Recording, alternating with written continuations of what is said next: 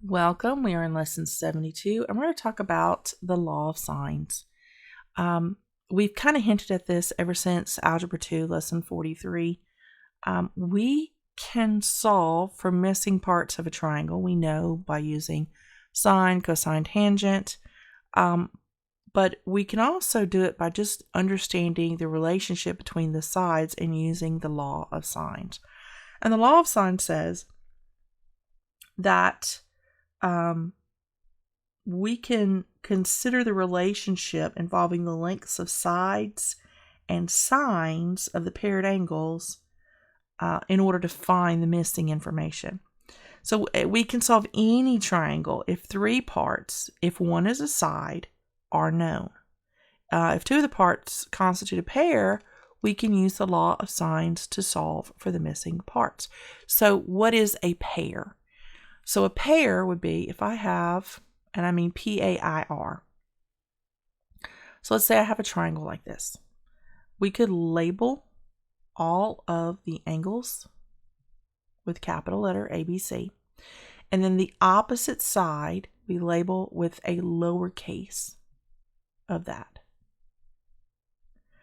All right, the law of sines tells us the relationship or their proportion statement regarding or between all of the sides and the angles looks like this. A over the sine of angle A is equal to side B over the sine of angle B, and side C over the sine of angle C. So if you understand how this works, that they're always going to be paired. That's a pair. This is a pair. This is a pair. This is a pair. So it's an angle and its opposite side is the pair. If you have two of those proportions relative to one another, that means equal, and you know three of those, right? Three of those parts, then you can solve for the missing fourth. Just like with any pair of fractions that we set equal to one another, if you have three of the parts, then you can find the fourth. You can solve for the unknown. Using this setup, we can absolutely do that for any triangle without having to have similar triangles. So let's look at a practice problem to solve for this.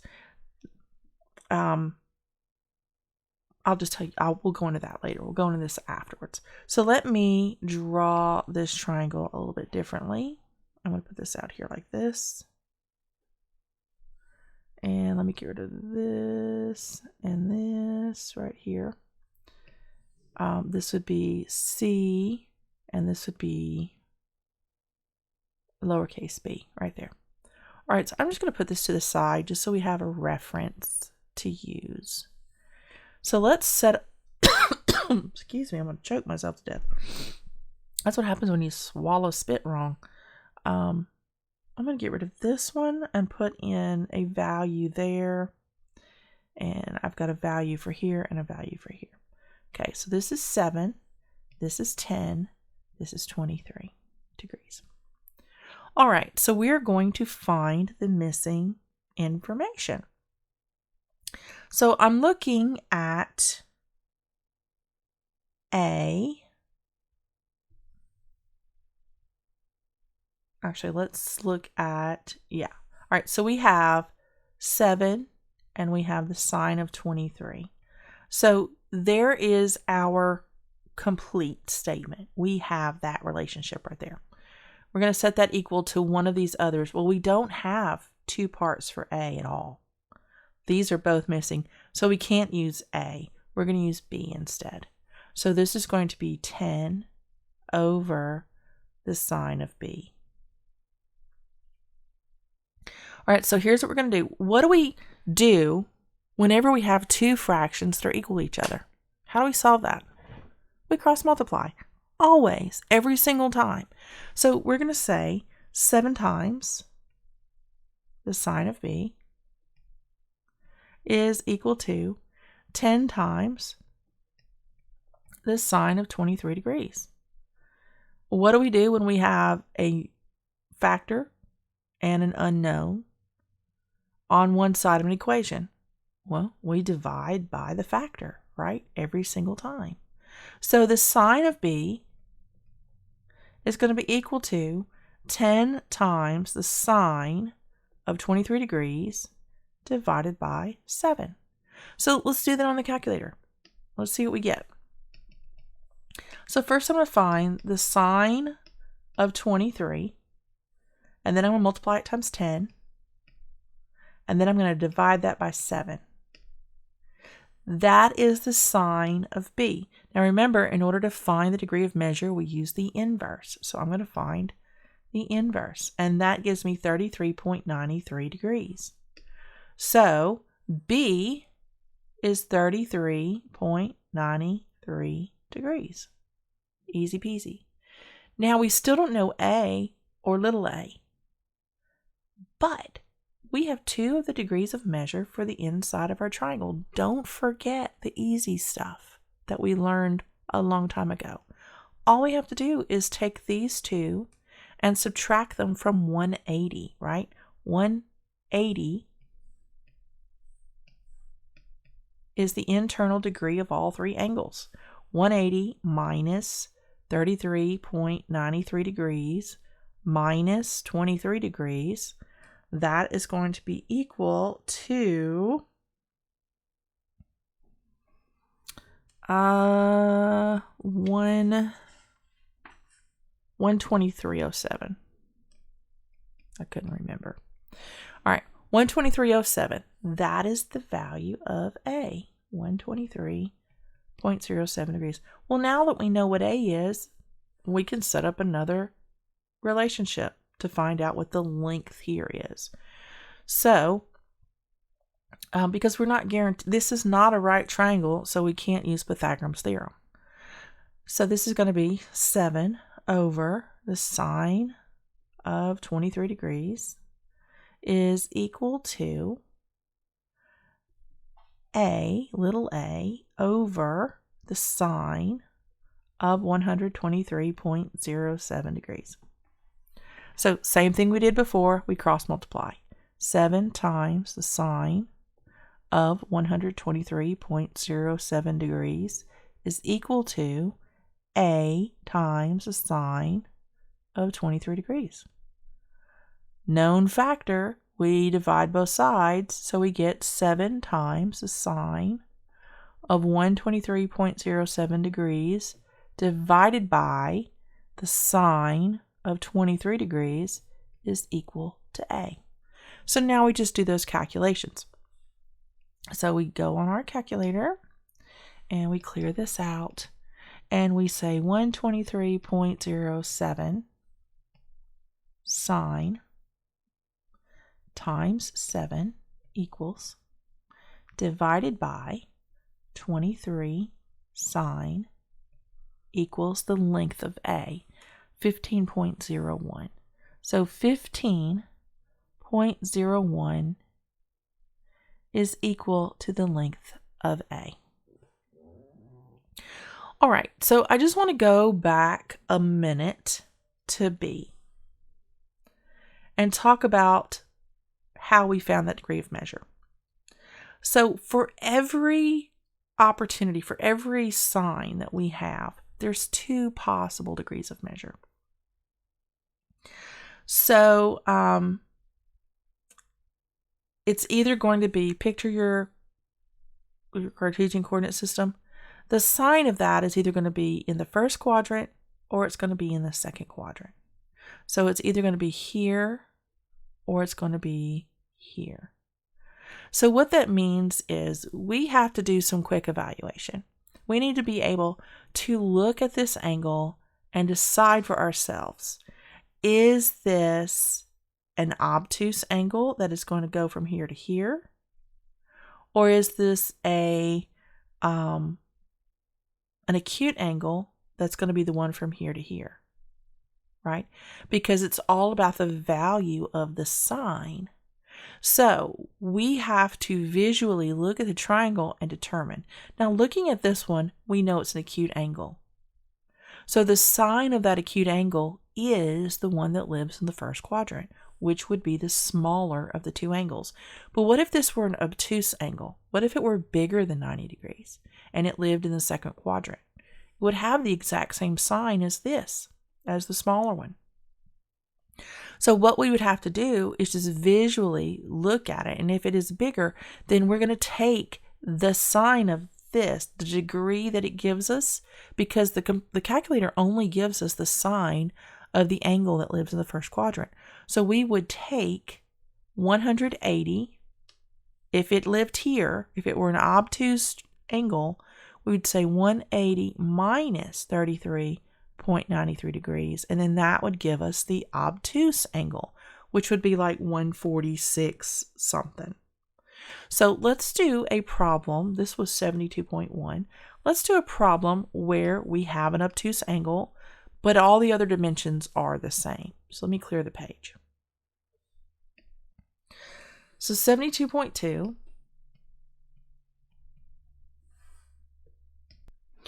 So what I've done is I've gone ahead and I've put up an obtuse angle here, or an obtuse triangle.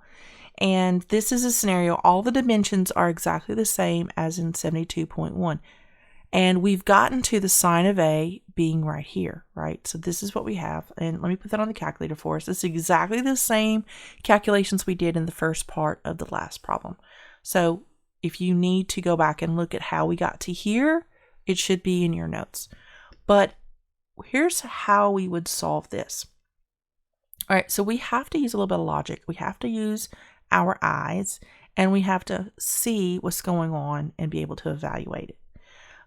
So again, we have 23 sine, right, times 10 is equal to, divided by 7.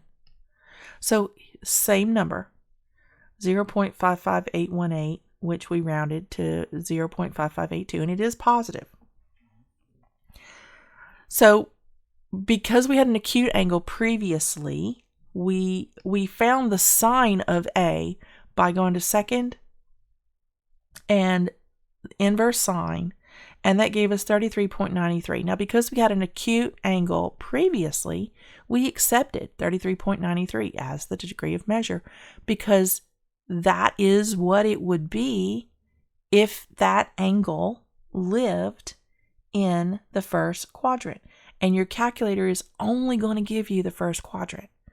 But A, this is visually, we know for a fact that A cannot be 33.93 degrees because this is an obtuse angle. So what we have to do is kind of visualize the little quadrant map here, like pretend this is our quadrant.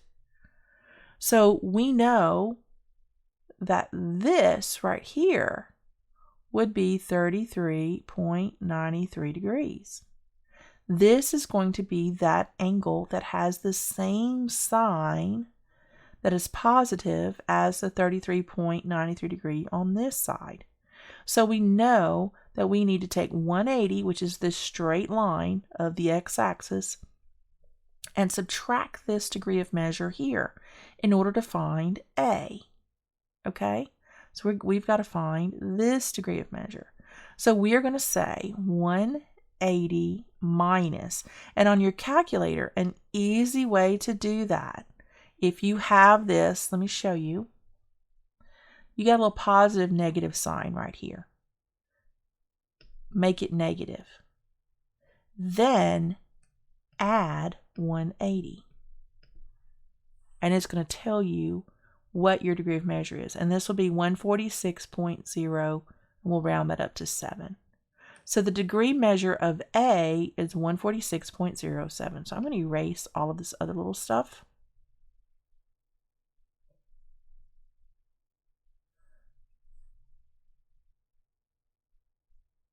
So A is, actually I'm going to erase this too, 146.07 degrees, because we used our eyeballs. and we realize there's no way that's 33 something degrees. Just can't be, right? So you have to pay attention to the shape, and you have to realize that your calculator is only going to give you the first quadrant degree of measure. And if you have an obtuse angle, you need to take that degree of measure that it gives you and subtract it from 180. And I showed you a quick way to do that on the calculator. Just make it negative and then add 180 to it, and it will give you the difference. All right, so now that we know what A is, we can find what B is. We can say, we know this all together is going to be 180, right? So now that we have this on our calculator, let me clear this, 146.07 plus 23, make that a negative, add 180, 10.93. That is B, 10.93. Now we know what B is, so now we can solve for the little b.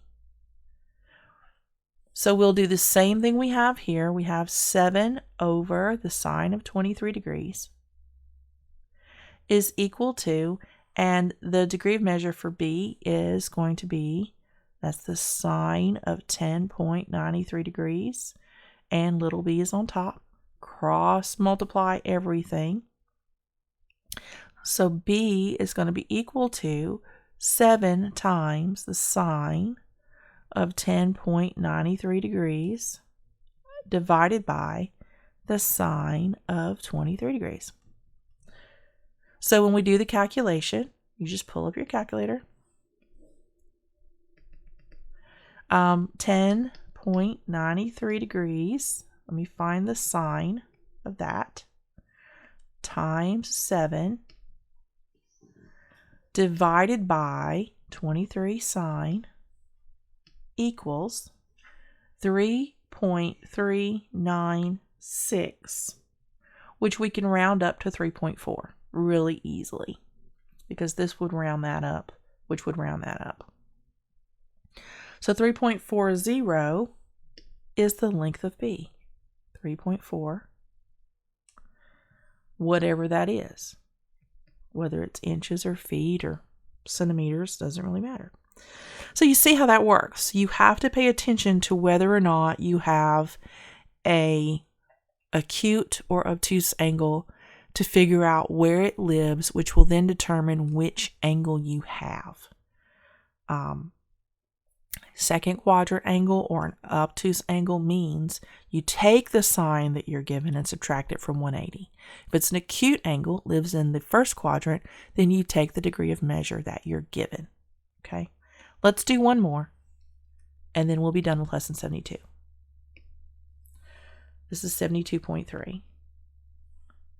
And let me draw a triangle for us. All right, so here's our triangle, and we need to find the unknown parts. So right off the bat, I'm looking at A, and I'm saying to myself, let me write A up here. A is going to be equal to 50 and 30 is 80. 180 minus 80 is 100. So A is 100 degrees without even thinking about it, right? We know what that one is because we've done that calculation a million times at this point. That was a no-brainer. But now we have all of our degree of measure, so we should be able to do some work here. So let's set up what we have in our relationship, in our proportion. So 7, this side 7 is across from 30 degrees. So the sine of 30 degrees is equal to, let's see what we got. This side is M, and it is across from 50 degrees. So 50 degrees. Don't let the different letters confuse you. Just look at what it's across from, and that's what it goes with. And so our third side is K, and it is across from the 100 degrees. So sine of 100 degrees. So now, just like any other proportion statement, just like we've been doing, I can take this one and pair it with both of these in order to find my information. So 7 over sine of 30 degrees is equal to M over the sine of 50 degrees.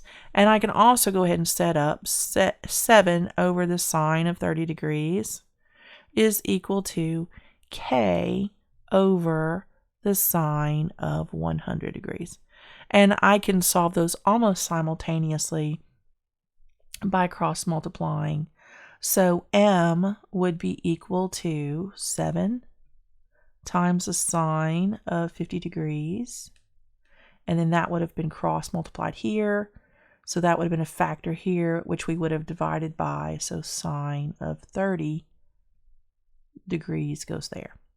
K would be equal to 7 times the sine of 100 degrees divided by the sine of 30 degrees. Now I can solve both of those pretty straightforward. These are, well, we don't even have to find the angle because we were given 2 of them, so that made life a whole lot easier. Now we're just finding the length, and the length is going to be easy. So 50 sine times 7 is equal to divided by 30 sine equals 10.72. So m is equal to 10.72. Now we can do k.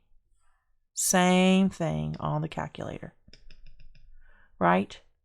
The 100 sine times 7 divided by 30 sine equals 13.79. So k is equal to 13.79. Easy peasy. So if you have all of your degree of measure on the inside, it makes solving these problems just as easy as it was when we were just using sine, cosine to find the length of the sides with only one angle. But when we have all the angles, we can use sine for each and every one and just set it up proportionally against each other. So remember this, it is always the side and the sine of the opposite angle. Side, opposite angle. And then there's 3 of them. If you can do that, then you can set up your ratio and find your unknown value pretty easily. And that's all we have for lesson 72. If you have any questions, please message me.